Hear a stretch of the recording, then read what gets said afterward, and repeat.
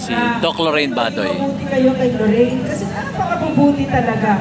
Kasi hindi lang talaga ako sanay sa kanila. No? Ng kanyang klaseng kabutihan at saka yung standards for excellence, yung honesty, yung tapang, yung pagmamahal sa bayan. No? So, itong pag pumupunta kayo ng KOJC, doon sa compound na ngayon ay hinahala ni Bongbong Marcos. No? Para kayong nasa paraiso. At makikita mo, kahit na magulo sa labas, kahit na nandyan na yung mga pulis, no, na nag-imoy eskiya sa kanila at tinatreten at hinaharas, pag pumasok ka ng KOJC, para siya paraiso. Totoo po yan! Totoo yan! Looks like kasi I don't think I feel so blessed na naabutan ko at nakita ko yung pag pumasok ka ng isang lugar, kahit hindi ka kasabit ka din. No, parang everybody welcomes you, napakaganda ng mga puno, ang linis-linis, at kumain na, napakasarap ng pagkain, yung mga tao lahat masaya, nakangiti. At yung KOJC compound na yan ay pamamahay ng napakaraming members ng KOJC. Nandyan ang mga anak nila, nandyan ang mga matatanda, dyan sila nag-aaral, dyan sila naglalaro, dyan sila nagluluto, dyan sila kumakain. Ano ang ginawa ni Bongbong Marcos?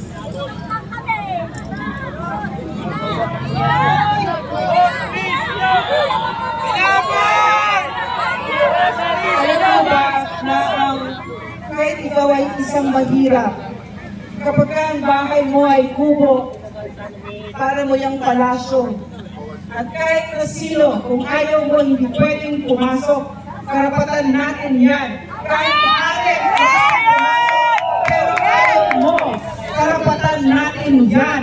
Pero ano ang ginawa ni Bongbong Marcos? Tinanggalan ng karapatan! Sinabi na sa atin ng maliwanag, lahat ng mga karapatan natin na sagrado, tinanggal na niya. At alam niyo ba kung bakit? Hinahasa niya! Ang nasa likod nito ay ang United States of America.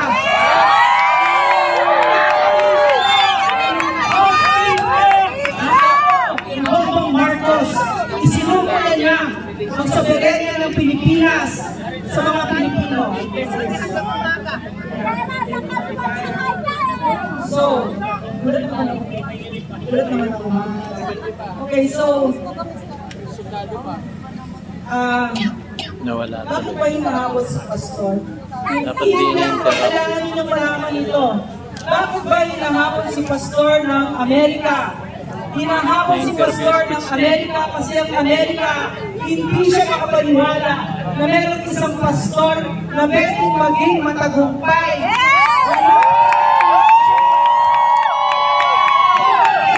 Sa Amerika, meron simbahan ang Kingdom of Jesus Christ. Galit ang Amerika na isang Pilipino ay binibigyan ng tax-free ang millions of dollars ng mga American citizens. Hindi iyon kaya ng Amerika. So, tinakot ng Amerika si pastor. Nagdemanda sila, nag-invento ng mga kaso. Walang kakwenta-kwentang mga kaso. Bakit? Kasi akala nila, kasi bobo ang mga Amerikano. Akala nila, ang Pilipino ay tiniklop sa Amerikano. At hindi nalaman si pastor. Akala nila ganon. Kaso lumaban si pastor. Hindi lang siya lumaban. Lumaban siya ng mas-rasig. Akala ng mga Amerikano ito. Kasi mahina talaga ko ng mga teroristang ito. Akala nila si pastor hindi makakaisip na mag-abogado. Eh kaso lang pas 20 yung abogado niya ng mga Harvard pa ng mga Amerikano. So, hindi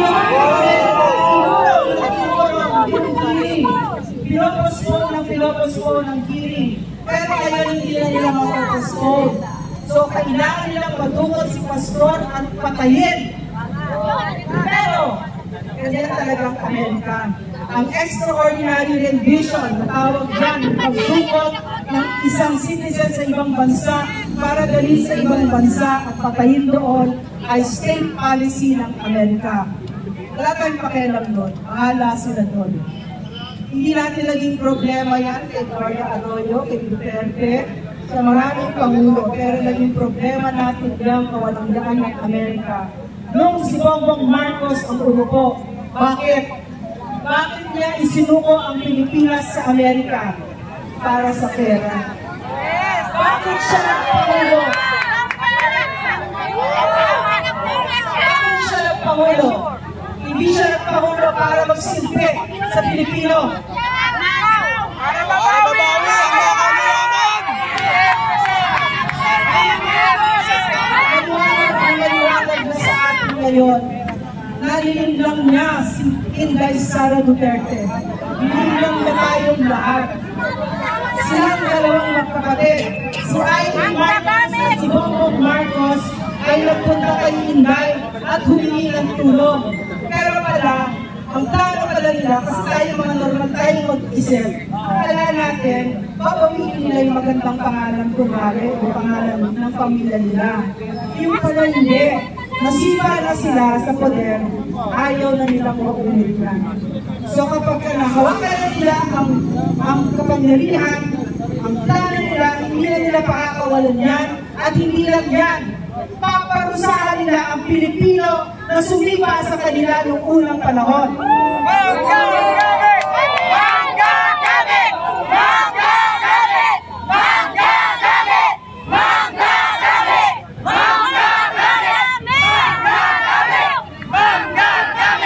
Marami na tayong araw na uupo dito. So marami tayong pwedeng pag-usapan ng atraso ng walang kwentang Bongbong Marcos dito.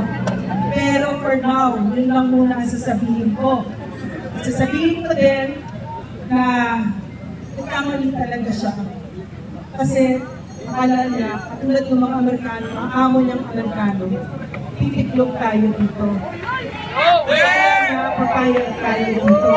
Akala ng Amerika, as ngayon ay hinahalay ang sagradong KOJC na ngayon ay may mga plano pa na pasasabugin ang mga bomba na ang mga buildings doon.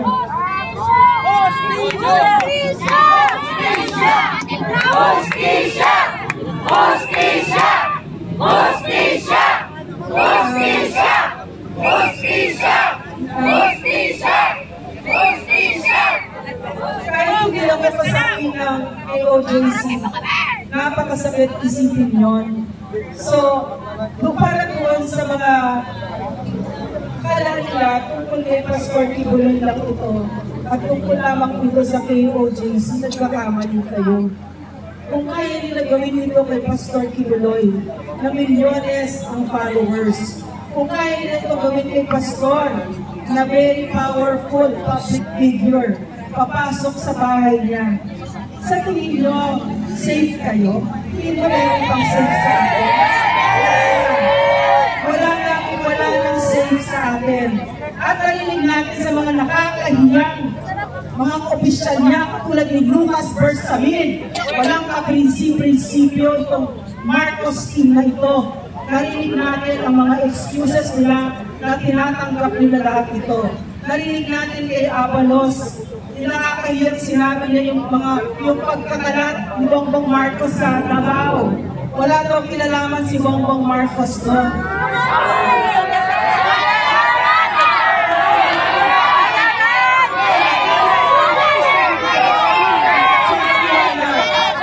Yung nangyayari sa Davao, kung nakapanood ninyo, nakakaiyak, tinitear ka sila.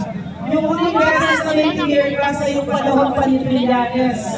So, napakatagal na nun. So, ngayon, ako namuhay ako nung martial law baby ako. So, naabutan ko yung panggigipit ng Marcos administration.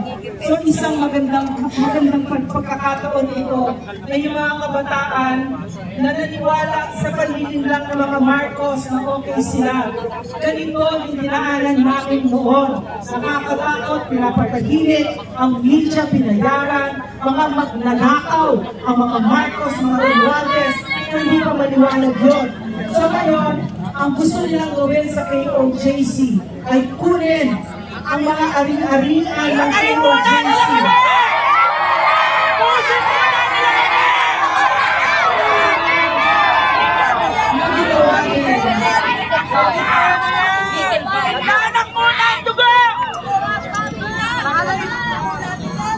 Na ginawa din ng tatay na.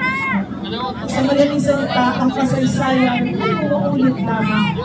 Ang uulit ng kasaysayan kasi binibigyan tayo ng pagkakataon na baguhin ang mga sarili natin. So,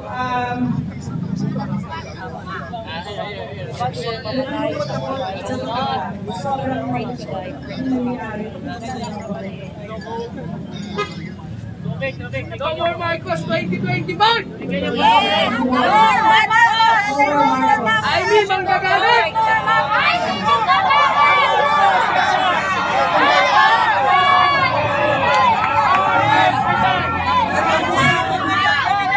Isang pagkakamali na ginawa natin ay hindi natin itinuro ng mabuti ang paglalapastangan ni Ferdinand Marcos Sr.